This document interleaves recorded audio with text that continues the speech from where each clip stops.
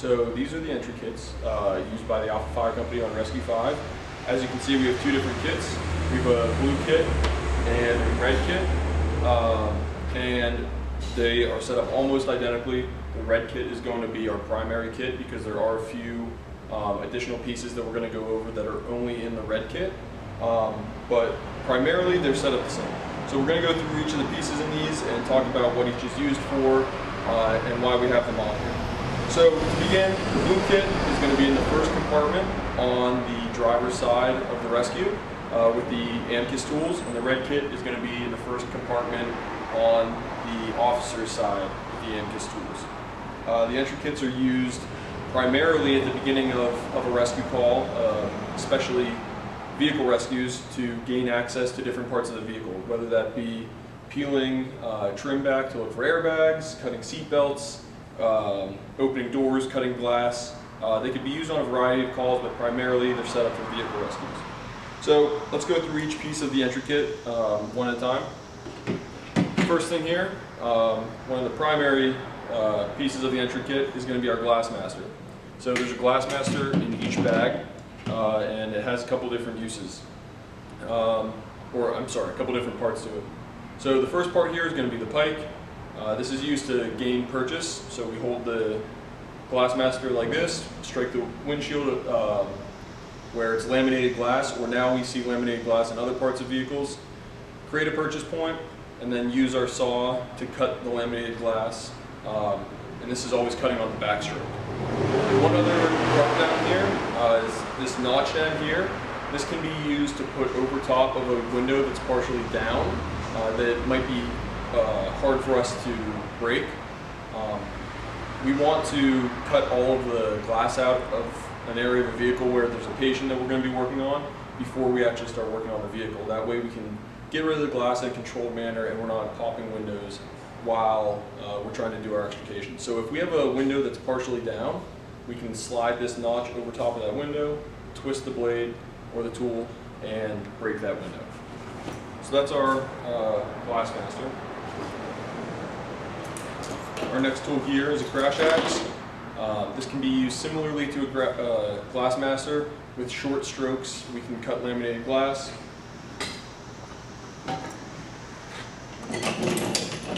Our next tool here is the hacksaw.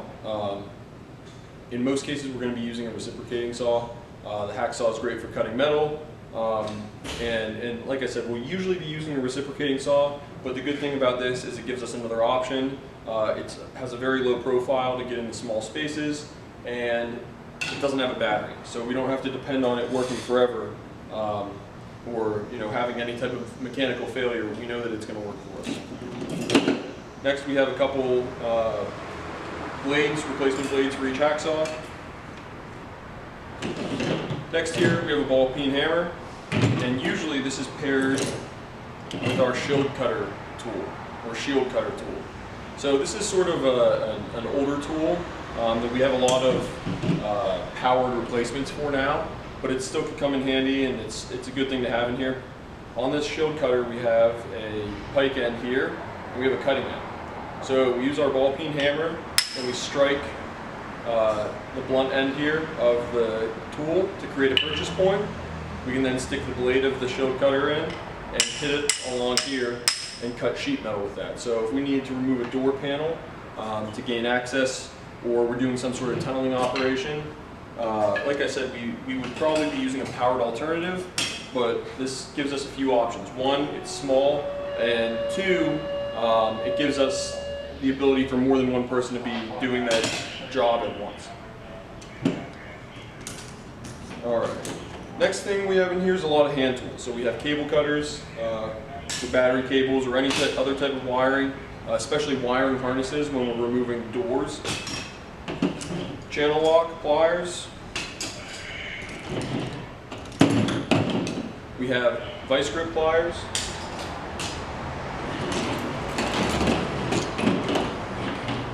We have in each kit two flathead screwdrivers, two large flathead screwdrivers used to what we call peel and peek, or pry away plastic trim and other trim pieces from inside the vehicle so that we can see what's behind it and we're not cutting through any airbags or seatbelt retentioners. seatbelt cutters,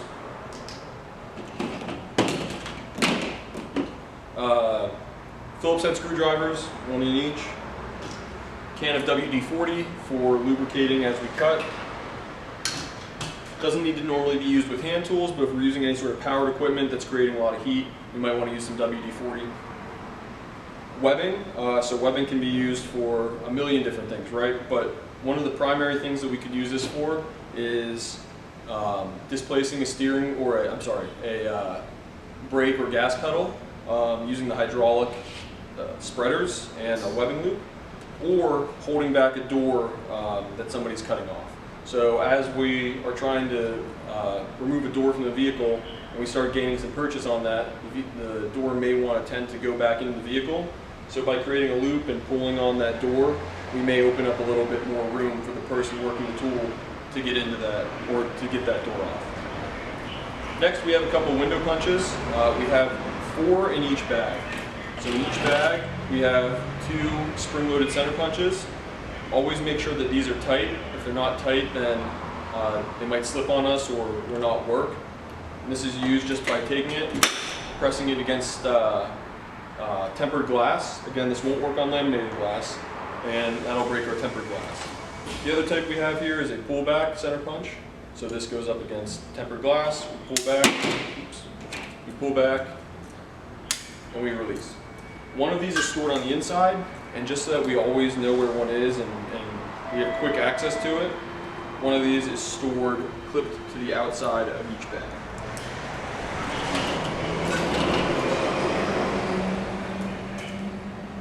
Getting down to the end here, we have some cutting tools. So both of these bags have 2 pairs of trauma shears for cutting clothing, cutting fabric in a vehicle, especially when we remove the roof, we might have to cut through some fabric, cutting seat belts off, all sorts of things. We have a linoleum knife, or J knife. This is also great for cutting fabric mostly. So when we're removing a roof, we might have to cut the headliner. These are also good for cutting seat belts, or airbags. They could be used to cut seat belts as well, but there's some better alternatives. Finally, we have a utility knife. Again, great for cutting whatever we need to. And then on top of each bag, and I saved these for last because this is one of the first things we want to get out, is our tarp. So a tarp goes on top of each bag, and that gets put over our patient before we start doing any work on that vehicle. We want to make sure our patient is protected from any glass, and that's why we're hoping to remove all that glass at the beginning so that it's done in a controlled fashion while our patient is covered, and we know that our patient's going to be safe. So now, our differences.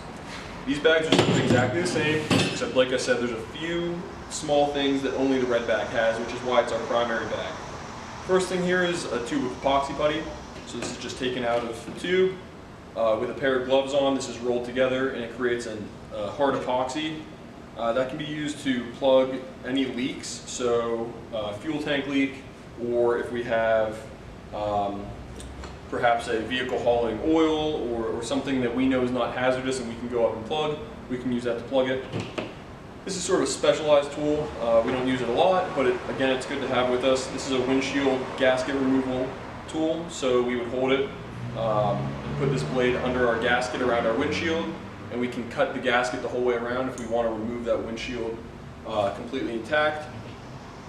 Pry bar, just like our flathead screwdrivers used to pry apart trim in the vehicle. This is just a larger version. And then finally, our Rhino Tool. So this is an electric laminated glass windshield cutting tool.